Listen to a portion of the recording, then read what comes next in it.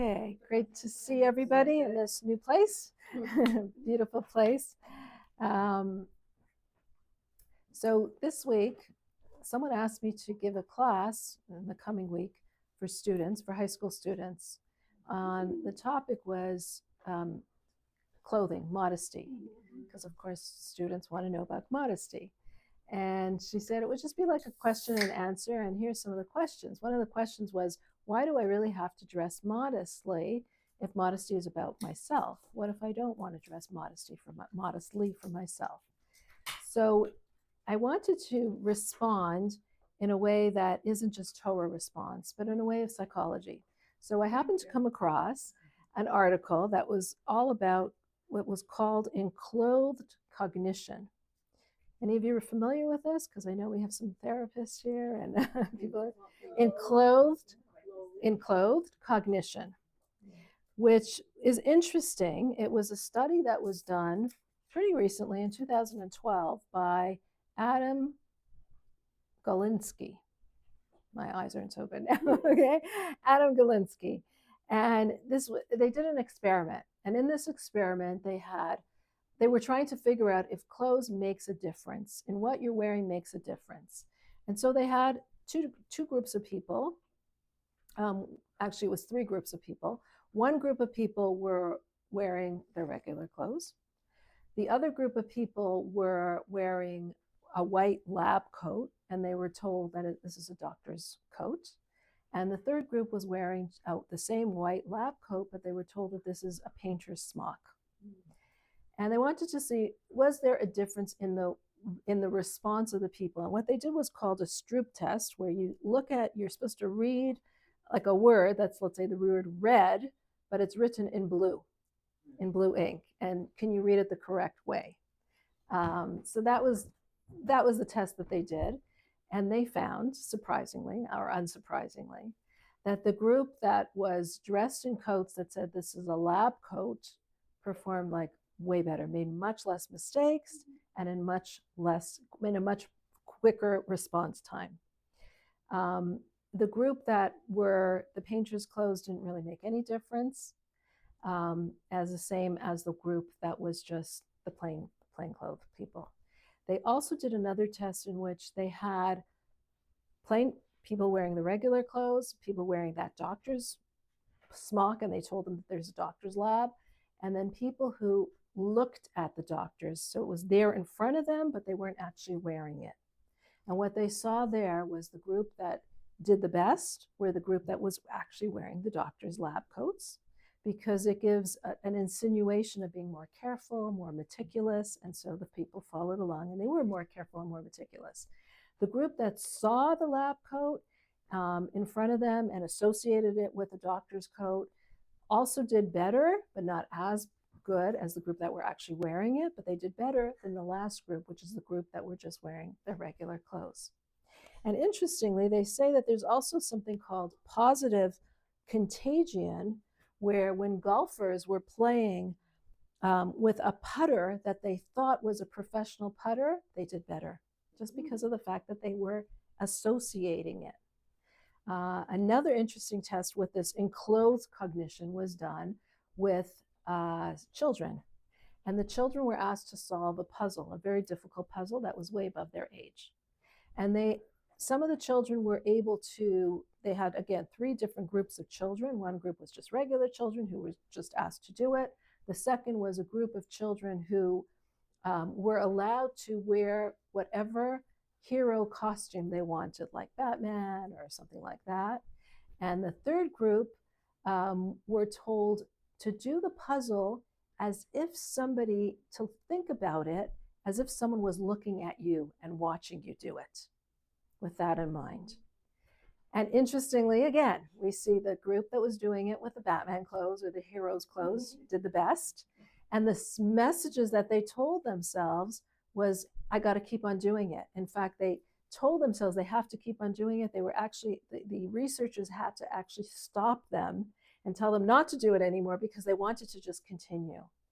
And the group that was told that the group that didn't do anything, that just was wearing their regular stuff, the self-talk that they were saying about it was, oh, I can't do this. Oh, this is so much more difficult for my age. The self-talk that they were saying was kind of what adults would say to them. And then the third group that had this person watching them didn't do as good as the Batman group, but they also did better than the other group because they thought of this person watching them.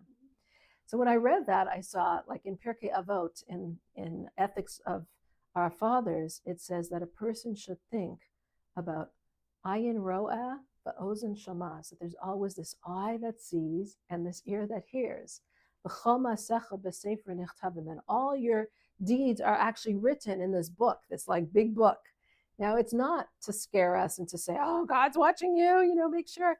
But it's the idea that someone's watching you, that there's this authority that's watching you. And when we feel that recognition that we're being watched by an authority, obviously we're going to do better. But when I was reading this, I thought there's so many applications to this study of enclothed cognition. I mean, obviously it's an application to modesty, and this is something that I'd be telling the girls, and I'll let you know their reactions to it. But obviously, like the way that you dress, you're going to be dressed. We all know the way that you dress when you dress up for an interview, the confidence that you get from it's not only how you appear to others, that you're going to appear in a certain way to others, but you yourself get a certain degree of confidence. But when I was reading it, it seemed like it's so much bigger than that. It's so much bigger than the confidence that you're getting, but how circumstances around you actually affect you. And I immediately thought of this, again, this positive contagion, like how you associate things. And I thought in Judaism, we have so much of this. So, of course, in Judaism, we have the laws of modesty to dress modestly because we want to appear a certain way to others and we want to appear that way to ourselves. But there's so much more than that. The associations in Judaism. Judaism is a very hands-on religion. And, for example, Rosh Hashanah, we eat the apple and the honey. We're associating with that honey, with that sweetness. We're associating ourselves with that sweetness. And perhaps we're going to act in that way as well. According to this, we will. The fact that we go out for tashlich, to throw away our sins in the river. Again, we're doing something in a physical sense so that that can be a part of us, that we're actually doing an act that we associate with. And there's like throughout the entire year, this is what we do. Pesach, we just had Pesach, eating the matzah, the matzah of the poor man's bread, but also the matzah of redemption. And that fact that we're breaking out of the boundaries, we're going through the acts of the Seder and all the different steps of the Seder in order to be who we are, those free people at the end of the Seder. So many rituals that you would say, oh, these are just rituals. Why? In today's society, we're such sophisticated people. Why are we doing these rituals? But it made me think these rituals are actually scientifically showing how we can actually, it's not just our clothing, but it's what we do and how we associate with things that really changes us as people. And that made me think about, okay, so these are acts that we do to change ourselves, things that we associate with. What about time? Is there a way of creating this greatness with time? Is there a way with time? These are actual things that we do, but is there a way that we can actually use time to our benefit? Use time and space in a way that actually changes us because we're associating it with something bigger. And then I thought, okay, well, we have Shabbat. Every Shabbat we rest, the 7 days of the week, and then Shabbat. And the resting is not just a matter of resting, but the resting of Shabbat is that it blesses, it says, the week, the coming week, and then it's also the culmination of our work. So here we have Shabbat that's going to bless the coming week, and then we have the next Shabbat, which is the culmination of all the work that we've done that entire week. It kind of blesses all that week again by making it much more purposeful and meaningful. So we have that concept of Shabbat where we are trying to look at the days, look at time, look at space, look at things in that way where we're submerged in the idea of Shabbat and how that also creates within us a recognition. Oh, why are we keeping Shabbat? Because God created the world in 7 days and he rests on 6 days and he rested on the seventh day. And We are God's creation.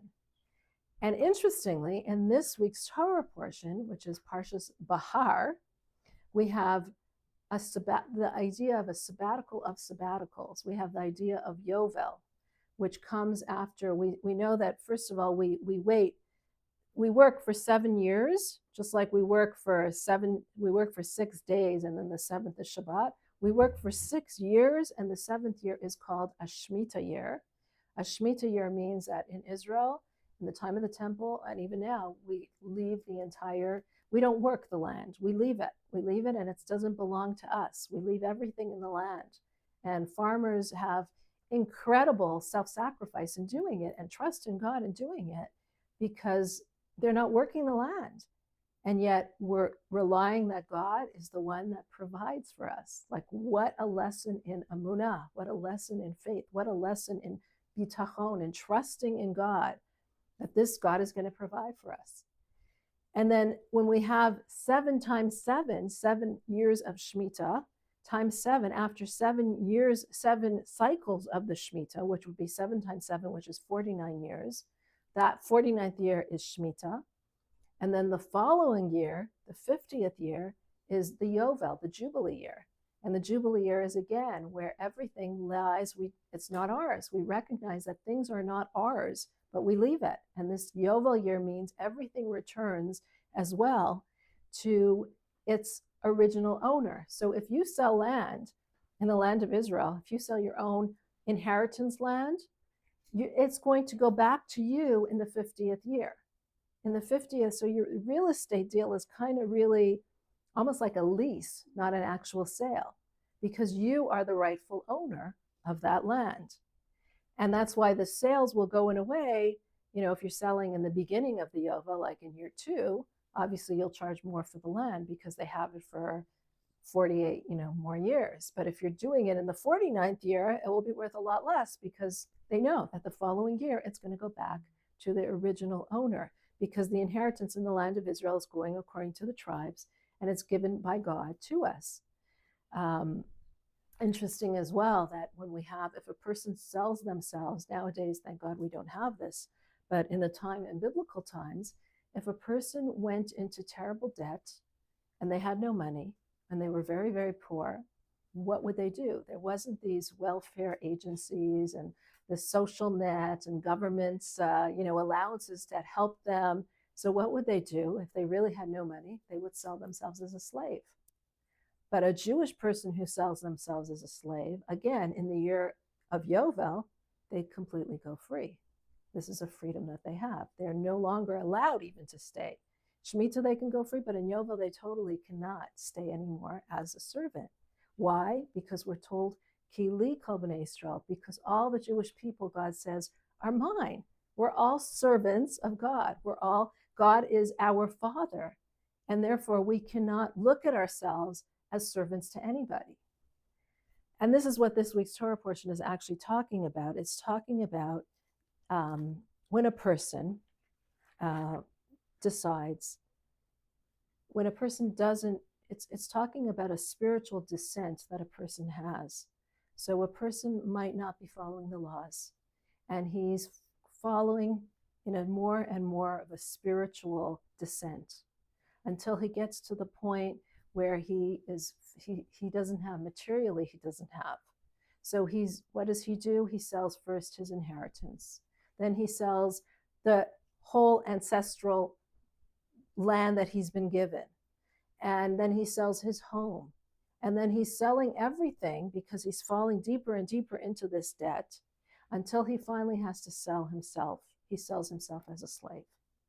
And what do we say that's such a person? So it says that when a person does this, then whoever is his relative, whoever is closest to him, should try to come and redeem him. Don't let your relatives sell themselves. Come and redeem them. This is a huge mitzvah that you should be doing. And the Torah even lists the order of relatives that should be redeeming him. And it starts with your brother, because we should all be brothers to one another. And if your brother is in such a state, redeem him. And then if the brother can't redeem him, then the uncle should redeem him. or the cousin should redeem him. And if he has his own money to redeem himself, he should redeem himself. The servant himself should redeem himself. And it's interesting, this list of people that it says, this order. Any questions on that order? Well, first of all, you are mentioned last.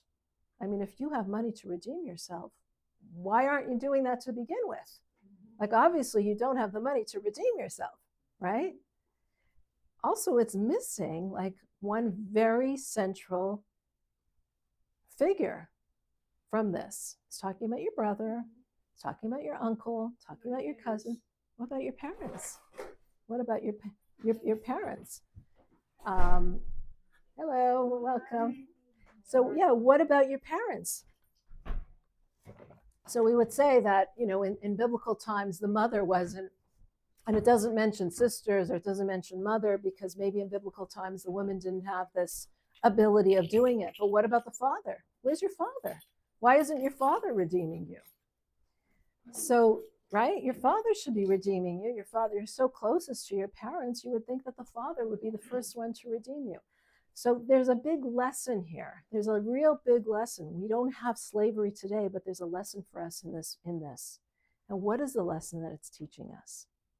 So first thing that it's teaching us is that when it comes to a spiritual descent or an addiction or a slavery, that we're enslaved to something or whether it be we're enslaved to money, or we're enslaved to materialism, or we're enslaved to people's perceptions of us, or we're enslaved to society. We're all enslaved to something. We all have some things that we are doing because we're not in touch with our real inner self, but we're very influenced by something around us. Whether it's, you got to get a career and do your career and not think about what you want. Whether it's the pursuit of the beautiful golden dollar that we're always, looking after that dollar and trying to get more and more in life. We're all enslaved to something. And what happens when we're enslaved? It's very hard to get ourselves out of prison. It says in the Talmud, there's a quote that says that a prisoner cannot release himself.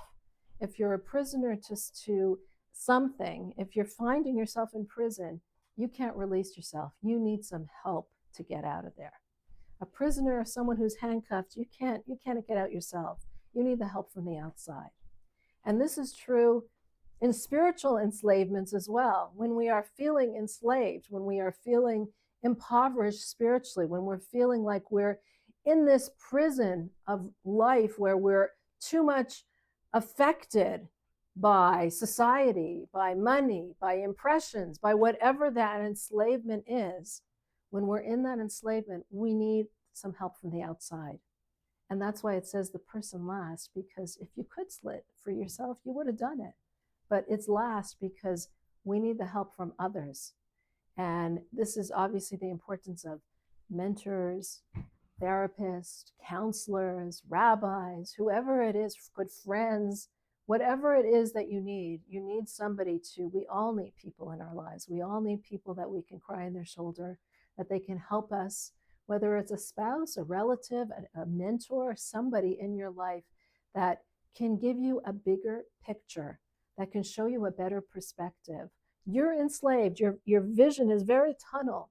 You're having this tunnel vision about what you're thinking and what your relationships are like, or what you're addicted to, what you are so enslaved with. You need somebody to broaden your perspective and show you something bigger than that. And don't be afraid to ask. And that's what it's telling us. Don't be afraid to go out and ask, whether it's your uncle, whether it's your brother, whoever it is, somebody who can help you, whether it's a therapist, a mentor, a rabbi, a rebbitzin, whoever it is, you need to ask for that help. And it doesn't, asking for help is not a sign of weakness. To the contrary, the wheel of life is always turning. And there are times that we are givers and there are times that we are takers. And there are times that we're both. And that's okay. It's time. We need to be able to have that humility to ask for help. But this still doesn't explain, why doesn't it say Father? Like, you'd think that would be the first relationship that we should have. is Father. Where's the Father in this? Why isn't the Father redeeming this child? And the answer to this is really twofold. I mean, part of it is on a very physical level, on a very tangible level. This is showing the important job of a parent in our lives. When a person doesn't have a parent in their lives, and by that we mean a real parent in their lives, a parent who's really involved in their lives and really helping them in their lives, we see the results of that. It's so difficult. The results of not having active parenthood, and this is really a lesson for people who are parents, how important it is to really give of ourselves to our children. And it doesn't mean only physical, biological children, but we're all parents to different people. And the important role that a parent has. It's when you're lacking that parent that a person falls so low, that a person is imprisoned, that a person feels that need to go so low that to the point that he's actually selling himself. But on a deeper level, it's not just a physical parent that we're talking about, but we're talking about our Father in heaven, God. And the idea is when we don't feel that we have a Father, when we don't feel that we have God in our lives, when our lives are devoid of God, when we don't feel that connection with God, that's when we fall so low. That's when we feel, who am I? And who's going to help me? And I have nobody. Because when we don't have that Father in our lives, and God is our Father, it's on Har Sinai, it's on Mount Sinai that God told us, you are my children. Banim atam la Hashem. You are my children. No matter what you do, no matter how low you go, you are my children, and I'm there for you, always and all times. But when we don't feel that connection that God is here for us, that's when we can fall so low. Because who's going to help us? Who's going to take care of us? Who's going to be there for us? I was actually just interviewing today on my podcast a woman she went through a divorce when she had 3 young children. The youngest was 6 weeks old. And it was, I mean, you can imagine, it's so difficult. And this was maybe 20 years ago. And today she's this big philanthropist. She's remarried to a blended family, and she's doing very, very well. Big charitable organizations. She started My Extended Family for children who are from single parents because of what her children went through. And she was saying how, at one point I asked her, were you angry at God? Like, here, like out of the blue, this happens, this marriage, and he had issues, and that's why they had to divorce. Like, what were you feeling then? You're such a vulnerable stage in your life. You have a little 6-week-old, and you have 2 other kids, and you're alone, you're taking care of your children. And she said, of course I was angry at God. Of course I was angry, but I also knew that I couldn't let God out of my life. And it was only by realizing that I'm giving over everything to God, and that's what I needed to do sometimes. I'm saying, like, I can't handle it, God, I need you, that I was able to go on and able to continue. And it's this just juxtaposition of when we're feeling, I'm so angry at you, but God is so much a part of our lives. That's okay. As long as you feel that God's involvement in your life, as long as you feel that connection to God. Because in our lowest moments, we need to feel that we have a Father. It's when we don't feel that we have a Father that a person can fall so low. And this is actually why this Parsha is called Bahar. It's because it started off, this was said, these laws about selling ourselves and this person who's spiritually falling was said, Bahar Sinai, at Har Sinai. What happened at Har Sinai? At Har Sinai, God told each and every single one of us, that you are my children. You are my children for all times. And the relationship specifically, I mean, we talk about our relationship with God in many, many different ways. God sometimes calls us his bride. Sometimes he calls us his sister. But very often this relationship is my child, because the relationship of a parent to a child is a constant. When you get married, you each are showing your best self to the other one. You're showing who you are. You're trying to woo the other person into the relationship. And when that's no longer there, then the relationship could sometimes fall apart, dissolve. But a parent-to-child relationship in normal circumstances, I mean, there's always exceptions, and there's, other exceptions but the rule is that when a child is born, you're giving everything to that child. It's unconditional love. The child is not giving you anything back at that point, to the contrary. You're giving and giving and giving and giving. And it even takes a while till the kid gives a little smile, and then you're over the moon because the kid gave you a smile.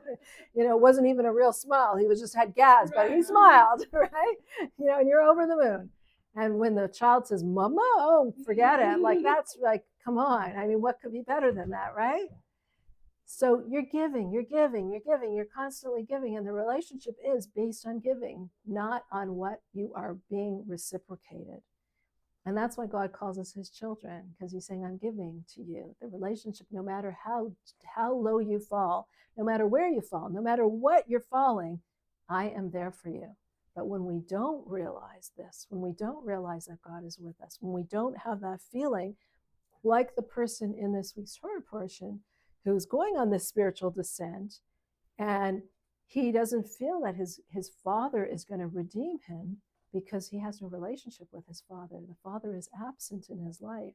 There's no awareness of God in his life. That's when we fall to the lowest. And that's why as well, this week's parsha is called Bahar, which means on the mountain, which is, what was the mountain that we received the Torah on? Sinai. What kind of mountain was it? The smallest one. The smallest one. Why was it the smallest one? Oh, because when all the other mountains were like saying how much they should be the one because we're so grand, majestic, whatever, this one just, Sinai kind of just, nothing really special about me. Right, nothing special about me. He was very humble. So then why didn't God give us the Torah in a valley? If you want humility, why do you want a mountain? Do a valley. Isn't a valley lower than a mountain? Of course it is. You want humility, why wasn't it given in the valley? To show us real humility. I don't know if it's about height that we're talking about, really. If it's low or high, it's not height. We're not talking about that level. Right. We're talking about something else. So what are we talking about? I don't yet have the word. Yeah, okay. Okay. But I know that it's not. Exactly. So this humility is really just, the level of the mountain is just signifying something.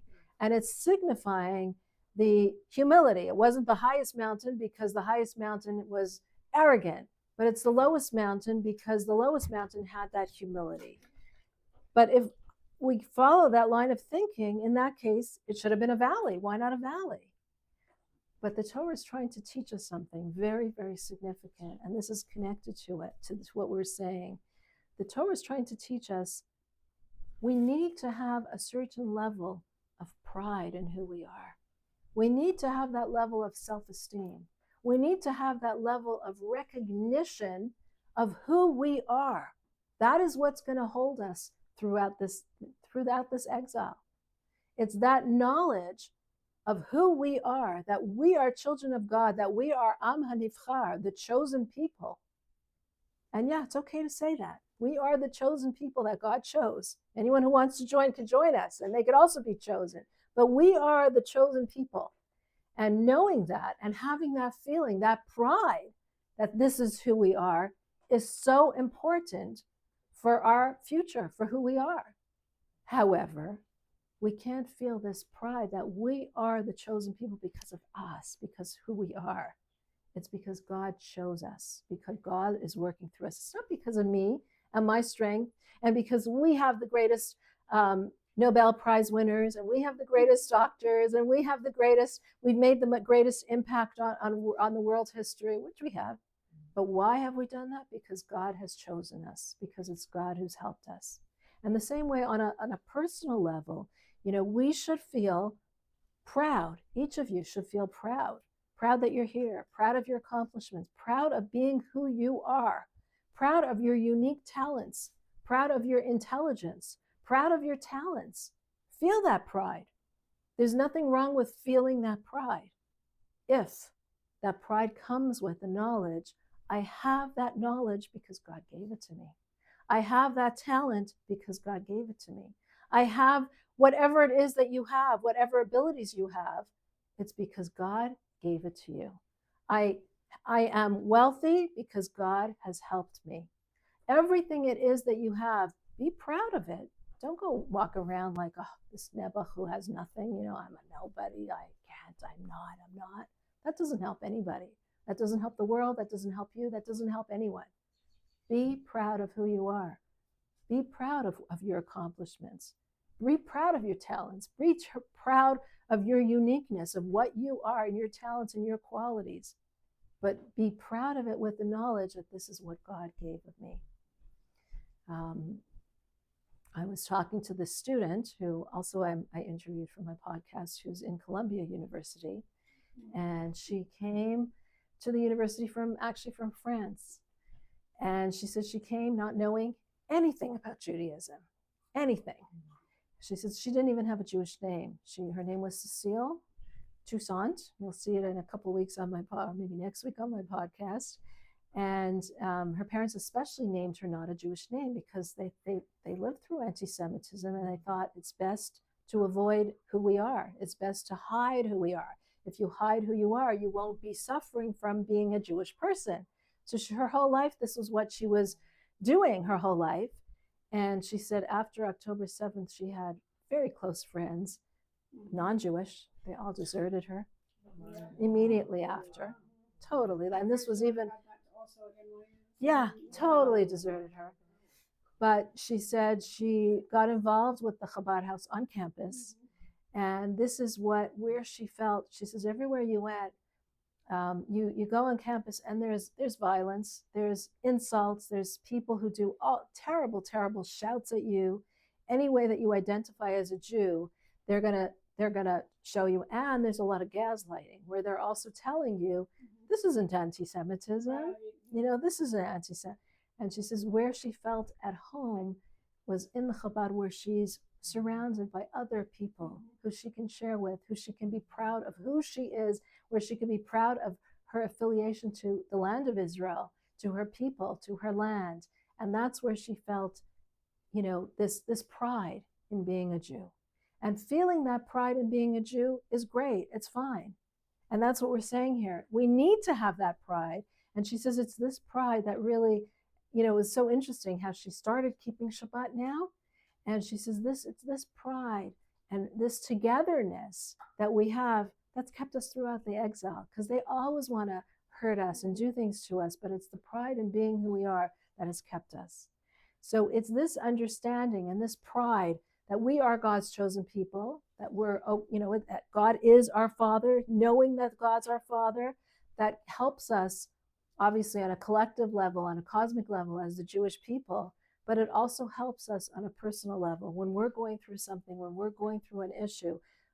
Like this person mentioned here in this week's Torah portion, who is falling and falling and falling and falling lower and lower and lower. It's one thing and then another thing and another thing until he actually has to sell himself. But what can take us out of that situation? A, getting help from another person, reaching out to others. And B, the intrinsic knowledge that God is with us, that God is our Father, that God is not an absent Father. But even in our pain, even when you're angry at God, that's fine. Be angry, but have a relationship. The worst thing in Judaism is not if you're angry at God. It's not if you're screaming at God. It's if you're apathetic. You don't care about God. And really in a relationship, it's the same thing. You have a husband and wife. They say that when the wife isn't saying to the husband, where were you? I was waiting for you. What is she really saying? She's saying, I want to spend the time with you. She's screaming her head off at him. Where were you? Why didn't you call? What is she really saying? She's saying, I miss you. She's not saying it in that way, but she's saying, what is she really saying? I miss you. I want to spend the time with you. When your wife stops screaming at you, when she stops caring about your time, when she stops caring about where you go and what you do and couldn't care less, that's when you know you're in trouble. And the same is with God. When we can scream, we can yell, we can be upset, we can, whatever it is that we're going through, as long as we keep that relationship going, as long as God is not this absent Father, but a Father that's very much involved in our lives. And that is the lesson for this week.